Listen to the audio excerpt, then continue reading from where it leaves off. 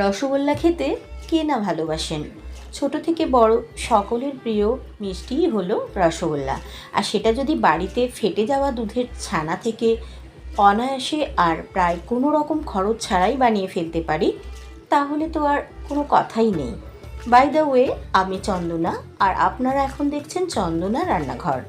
হ্যাঁ বন্ধুরা, আজ আমি বাড়িতে ফেটে যাওয়া দুধের ছানা দিয়ে দারুণ স্পঞ্জি ও রসালো রসগোল্লা রেসিপিটি আপনাদের সাথে শেয়ার করতে চলেছি। আপনারা পুরো রেসিপিটা জানতে হলে পুরো ভিডিওটার সাথে থাকুন। তো চলুন আর বেশি কথা না বাড়িয়ে শুরু করি ফেটে যাওয়া দুধের ছানা দিয়ে রসালো ও স্পঞ্জি রসগোল্লা রেসিপি। আমি রসগোল্লা বানানোর জন্য আমার বাড়িতে ফেটে যাওয়া 1 লিটার দুধের ছানা নিয়েছি, যা আমি জল ঝরিয়ে রেখেছি। এই ছানাটা এবার খুব সফট করে মেখে নিতে হবে। তো রসগোল্লার মধ্যে বন্ডিং ভালো হওয়ার জন্য 1 চামচ মতো মিল্ক পাউডার আমি অ্যাড করে দিচ্ছি, খুব একটা বেশি দেবো না। তারপর হাতের সাহায্যে খুব ভালো করে মিক্স করে মেখে নিচ্ছি, যাতে করে এই ছানার মধ্যে কোনো রকম লাম্পস বা দলা না থাকে। 2-3 মিনিট মেখে নেওয়ার পর সামান্য একটুখানি এলাচ গুঁড়ো আমি অ্যাড করে দিচ্ছি। যেহেতু ফেটে যাওয়া দুধের ছানা থেকে আমি রসগোল্লাগুলো বানাবো, তাই এলাচ গুঁড়ো আমি এখানে অ্যাড করছি। যদি অপছন্দ হয় তাহলে আপনারা কিন্তু অবশ্যই স্কিপ করতে পারেন। আবারও খুব ভালো করে মিক্স করে নিচ্ছে। 5 মিনিট মতো সময় নিয়ে ছানাটা খুব ভালো মতো সফট করে মেখে নিচ্ছে। যখন ভালো মতো সফট হয়ে যাবে তখন আমি আর ছানাটা মাখবো না, ছানাটা আমার পুরোপুরি রেডি হয়ে যাবে। তো ভালো মতো সফট না হলে রসগোল্লাগুলো কিন্তু বানানোর সময় ক্র্যাক এসে যেতে পারে। তো আমার ছানাটা মেখে নেওয়া হয়ে গেছে। এই পর্যায়ে আমি ছানাটা থেকে মাঝারি সাইজের লেচি কেটে নিচ্ছি। এই ছানা থেকে আমার 9-10 পিস মতো লেচি কাটা হয়ে গেছে। তো এবার হাতের উপর একটা লেচি নিয়ে গোল করে বানিয়ে নিচ্ছি। 1 পিস আমি অলরেডি বানিয়ে ফেলেছি, আবারও একটা আমি বানিয়ে দেখাচ্ছি। এইভাবে আমি সব কটা রসগোল্লাই বানিয়ে নিচ্ছি। নেক্সট স্টেপে আমি চিনির শিরাটা তৈরি করব। তো সেই কারণে গ্যাস অন করে ওভেনে একটা কড়াই বসিয়ে দিয়েছি, আর 1 কাপ মতো চিনি অ্যাড করে দিয়েছি, আর 2.5 কাপ মতো জল দিয়ে দিচ্ছি।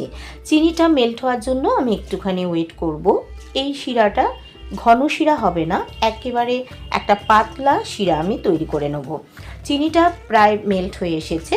তো এই পর্যায়ে আমি ছোট 2 পিস দারচিনি আর 2টো ফাটানো ছোট এলাচ অ্যাড করে দিচ্ছি। এর ফলে রসগোল্লাগুলোতে দারুণ একটা ফ্লেভার অ্যাড হবে। গ্যাসের ফ্লেমটা মিডিয়াম টু হাইতে করে দিয়েছি। চিনি শিরাটা ভালো মতো ফুটতে শুরু করেছে। তো এই পর্যায়ে আমি রসগোল্লাগুলো এক এক করে কড়াইতে অ্যাড করে দিচ্ছি। গ্যাসের ফ্লেমটা হাইতেই রেখেছি।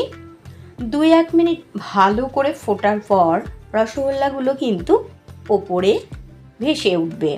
এবার আবারও 2-3 মিনিটের জন্য ঢাকা দিয়ে ফুটিয়ে নিচ্ছি। 3 মিনিট পর ঢাকা খুলে ফিরে এলাম। দেখুন বন্ধুরা, রসগোল্লাগুলো কিন্তু বেশ ফুলে বড় হয়ে উঠেছে। চামচের সাহায্যে এবার আমি একটা সাইড উল্টে দিচ্ছি। আর 8 থেকে 10 মিনিট এইভাবে ফোটানোর পর রসগোল্লা কিন্তু পারফেক্টলি রেডি হয়ে গেছে। তো আর আমি জাল করব না, গ্যাসের ফ্লেমটাও এই পর্যায়ে অফ করে দিচ্ছি। 2 মিনিট পর ফিরে এসে সার্ভ করে দেখাচ্ছি।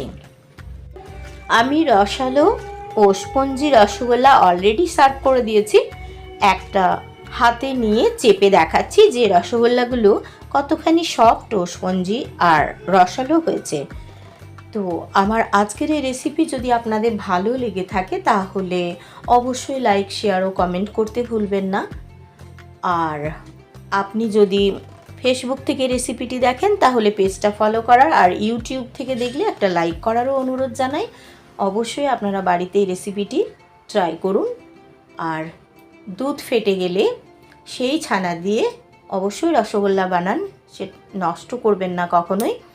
তো আপনি যদি আমার চ্যানেলের নতুন বন্ধু হয়ে থাকেন তাহলে অবশ্যই বরাবরের মতো চ্যানেলটি সাবস্ক্রাইব করে নিন, আর পাশে থাকা বেল আইকনটি অবশ্যই প্রেস করে দিন আমার চ্যানেলের সব নিত্য নতুন রেসিপির আপডেট সবার আগে পেতে। আজ তবে এই পর্যন্ত। নেক্সট এপিসোডে আবারও অন্য কোনো নতুন রেসিপি নিয়ে আপনাদের কাছে হাজির হয়ে যাব। তো ভালো থাকবেন, সুস্থ থাকবেন, আর সকলকে ভালো রাখবেন। ধন্যবাদ।